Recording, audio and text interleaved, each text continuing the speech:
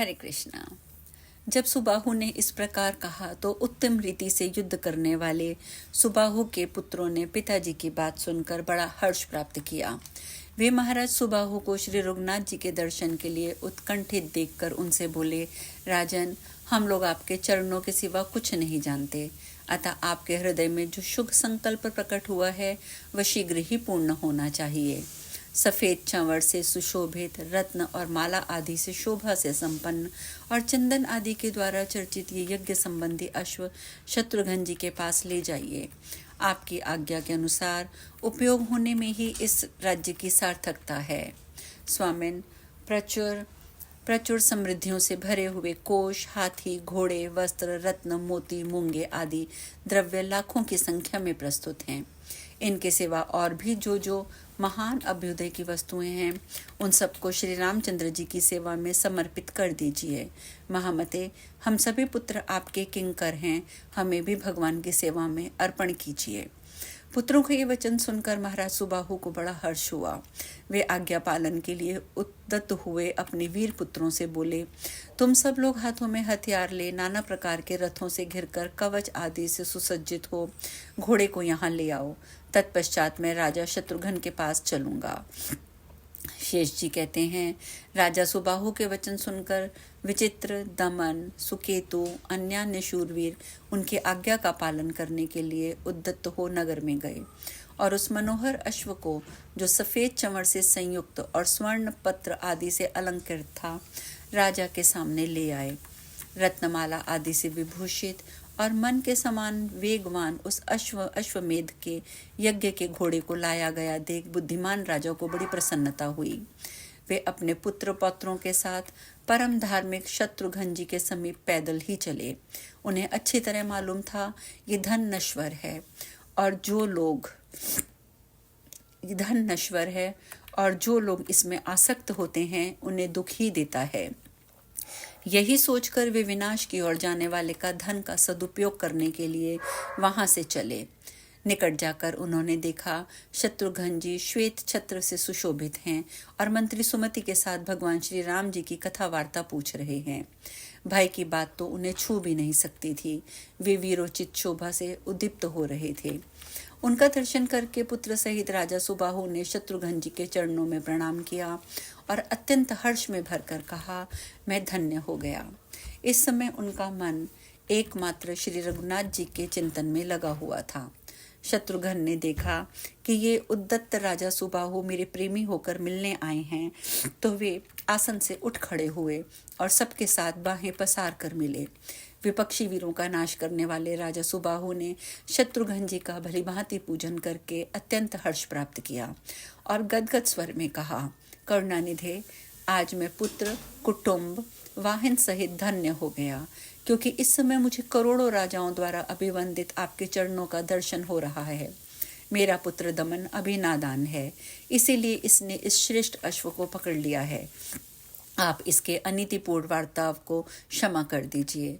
जो संपूर्ण देवताओं के भी देवता हैं और जो लीला से ही इस जगत की सृष्टि, पालन और संहार करने वाले हैं, उन रघुवंश शिरोमणि श्री रामचंद्र जी को ये नहीं जानता, इसी से इसके द्वारा ये अपराध हो गया है। हमारे इस राज्य का प्रत्येक अंग समृद्धशाली है। सेना और सवारियों की संख्या भी बहुत बड़ी चढ़ी है।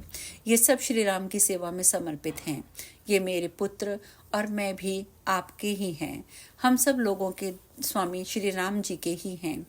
हम आपकी प्रत्येक आज्ञा का पालन करेंगे। मेरी दी हुई ये सभी वस्तुएं स्वीकार करके इन्हें सफल बनाइए। मेरे पास कोई भी ऐसी वस्तु नहीं है जो ग्रहण करने के योग्य ना हो। श्री राम जी के चरणाविंदों में मधुर हनुमान जी कहाँ हैं? उन्हीं की कृपा से आज मैं राजाधिराज भगवान श्री राम का दर्शन करूंगा। साधुओं का संग हो जाने पर इस पृथ्वी पर क्या क्या नहीं मिल जाता। मैं महामूढ़ था, किंतु संत के प्रसाद से आज मेरा ब्रह्म श्राप से उद्धार हुआ है। अब मैं पद्म पत्र के समान विशाल लोचनों वाले महाराज श्री रघुनाथ जी का दर्शन करके इस लोक में जन्म लेने का संपूर्ण एवं दुर्लभ फल प्राप्त करूंगा। मेरी आयु का बहुत बड़ा भाग श्री राम जी के वियोग में बीत गया। अब थोड़ी सी ही आयु शेष रह गई है, इससे मैं रघुनाथ जी का दर्शन कैसे करूँगा। मुझे यज्ञ कर्म में कुशल श्री रामचंद्र जी का दर्शन कराइए, जिनके चरणों की धूलि से पवित्र होकर शिला भी मुनि पत्नी हो गई, और युद्ध में जिनके मुखराविंद का अवलोकन करके अनेकों वीर परम पद को प्राप्त हो गए। जो लोग आदर पूर्वक श्री रघुनाथ जी का नाम लेते हैं, वे उसी परम धाम को प्राप्त होते हैं जिसका योगी लोग चिंतन किया करते हैं। अयोध्या के लोग धन्य हैं जो अपने पुत्र नेत्रपुटों के द्वारा श्री राम के मुख कमल का मकरंद पान करके सुख पाते हैं और महान अभ्युदय को प्राप्त होते हैं। शत्रुघ्न ने कहा, राजन, आप ऐसा क्यों कहते हैं? आप वृद्ध होने के नाते मेरे पूज्य हैं।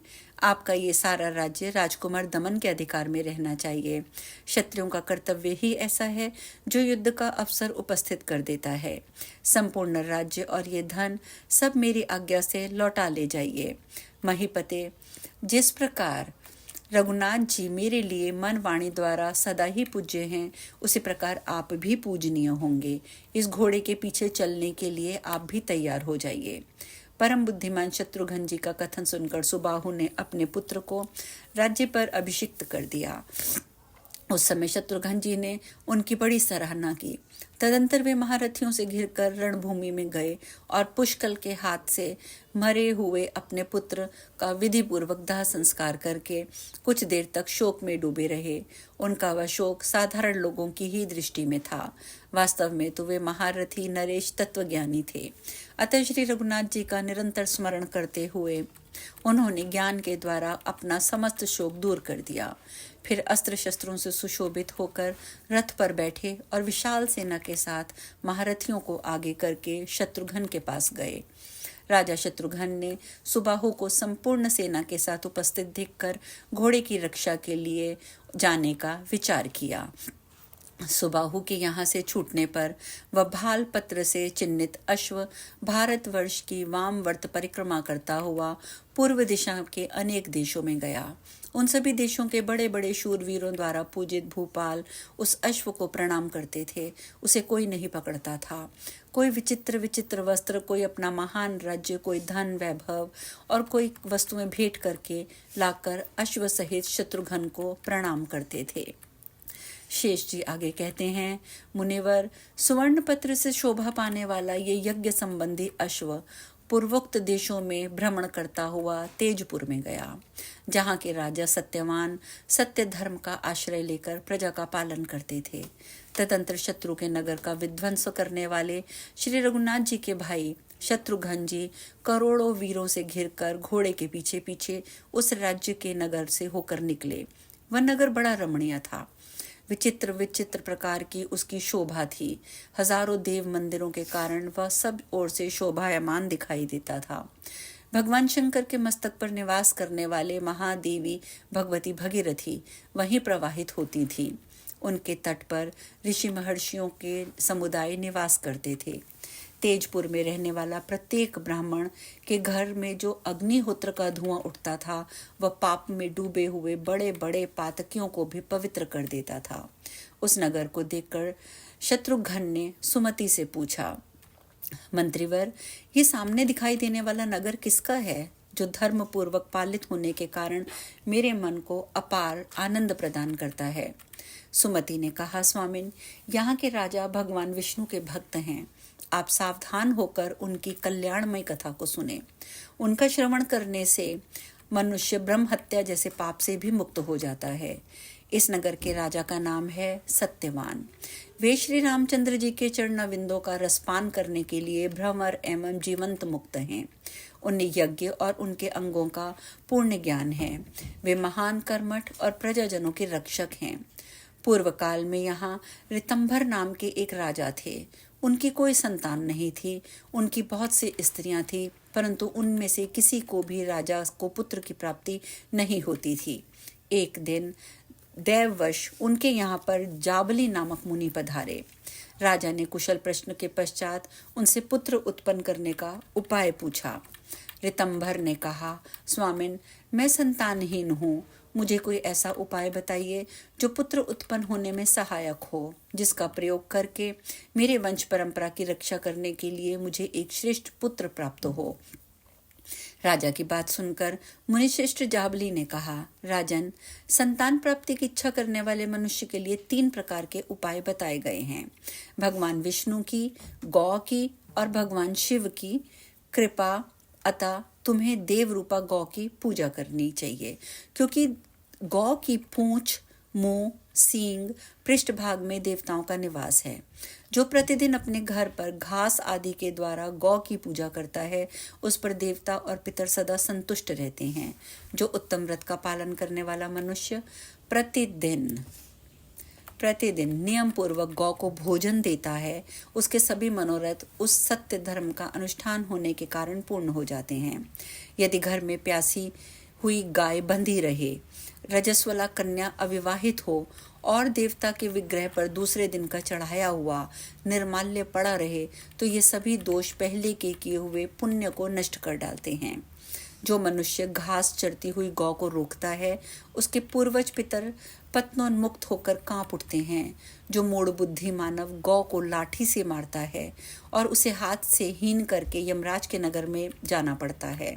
जो गौ के शरीर में डांस और मच्छरों को हटाता है, उसके पूर्वज कृतार्थ होकर अधिक प्रसन्नता के कारण नाच उठते हैं और कहते हैं, हमारा ये वंशज बड़ा भाग्यवान है, अपनी गौ सेवा के द्वारा हमें तार देगा।